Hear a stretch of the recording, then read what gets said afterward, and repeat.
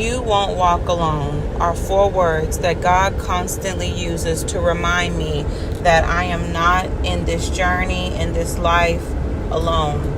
And these are 4 words that I would have needed to hear when I was growing up, as well as a teenager, when I was battling through promiscuity, abuse, perversion, identity, and all the complexities that come with the hormones of being a teenager, on top of the different levels of abuse that I had experienced and the internal trauma that I was carrying.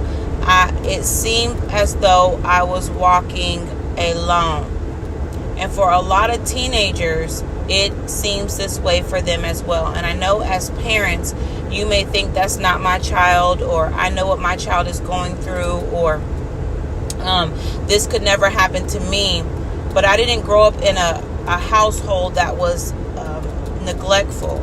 I didn't grow up in an environment where you would look at me from the outside and say these things are happening to her, and yet still these things were happening to me. And so even with my children, I am very intentional about knowing what is happening in their mind, in their world. And sometimes I may overindulge in that area, but it is better for me to know how life looks to them rather than imparting into them how the world was shaped to me. And so when I wrote this devotional, I wrote it with your preteens and teenagers in mind, that they may feel like the world doesn't understand. They may feel like they cannot come to their parents. They may feel like they don't know how to talk to their peers. They may feel like, they don't fit in. They may not understand.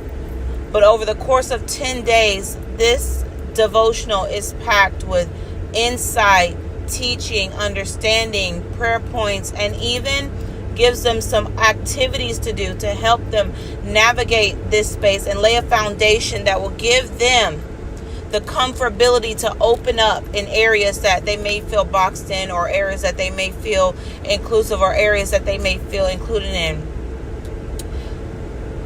One of the things that hinders the progressive growth as of an adult is markers of shame in their life.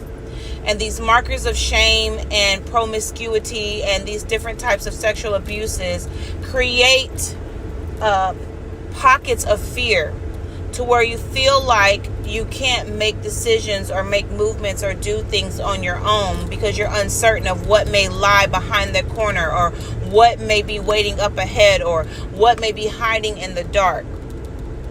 And so combating the root of that, which is shame, from being uncovered in a pivotal time in your life, is the way to progress forward.